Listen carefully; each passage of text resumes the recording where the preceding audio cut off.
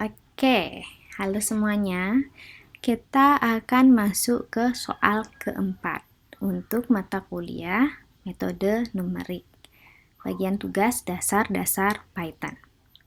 Untuk soal nomor 4 ini, kondisinya sama saja seperti soal nomor 3, jadi tingkatannya itu sama, tidak lebih sulit. Meskipun kelihatannya mungkin kalian bayangkan akan lebih sulit, tapi sebenarnya tidak akan lebih sulit. Soalnya itu bisa kalian lihat di layar, buat program yang meminta user untuk memasukkan atau input sebuah angka. Print semua pembagi dari angka tersebut. Yang disebut pembagi adalah bilangan yang membagi habis bilangan yang diinput user. Contoh, 6 pembaginya adalah 6, 3, 2, 1. Kalau misalnya kalian punya angka 26 gitu contohnya, pembaginya kan ada 1, 2, 13, 26. Jadi apa yang harus kalian lakukan untuk menemukan pembagi ini? Kira-kira ada ide nggak sebelum saya lanjutkan? Ini dari saya aja ya. Seperti biasa kita gunakan input untuk angka.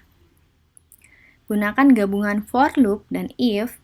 Kalau mau gunakan while, silahkan. Untuk menghitung modulus dari angka tersebut.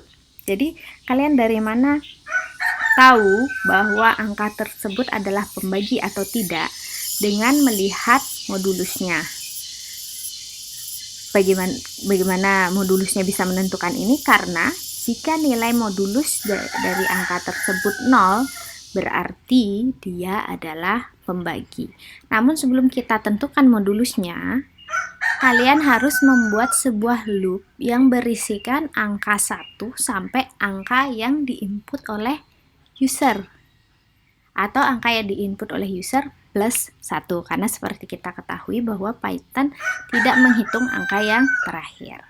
Nanti yang perlu kalian lakukan misalnya for i range 1 sampai angka yang diinput oleh user plus 1 itu, kemudian angka yang diinput oleh user dibagi dengan i, jadi dibagi dengan semua angkanya.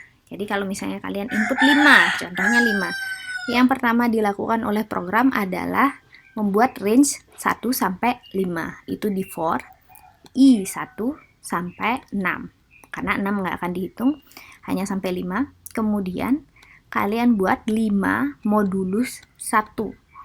Nah, kira-kira 5 modulus 1 itu hasilnya berapa? Kalau hasilnya 0, if modulus dari ini 0 sama dengan 0, equal to 0, maka dia dimasukkan ke dalam list baru. Atau jika itu benar, kalian tinggal print aja, print angka tersebut.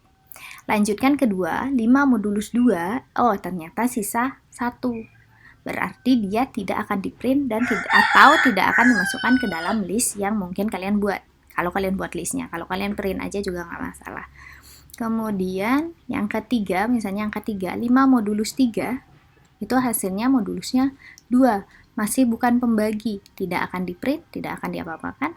Kemudian 4, 5 modulus 4, ternyata masih sisa 1, ini tidak akan diapa-apakan.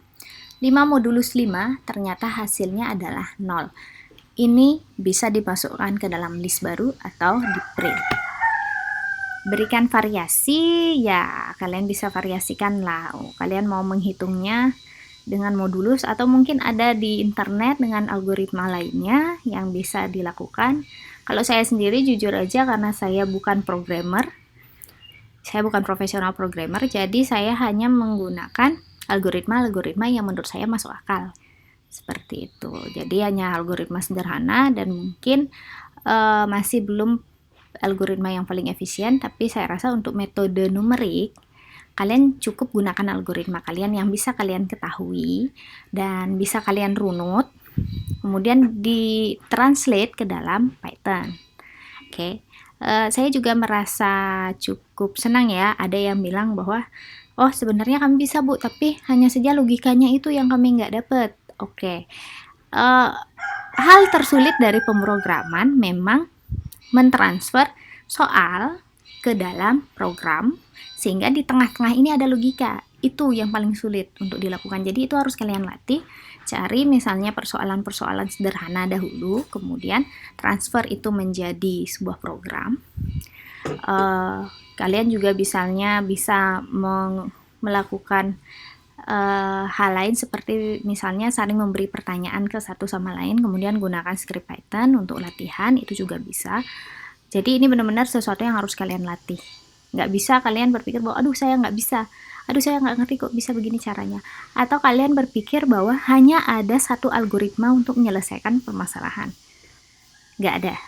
Ada banyak jalan menuju Roma. Jadi satu soal itu bisa diselesaikan dengan berbagai cara. Oke. Itu dulu, terima kasih atas perhatiannya. Kita akan lanjut ke soal berikutnya di video yang lain. Silahkan komentar jika ada yang ingin ditanyakan.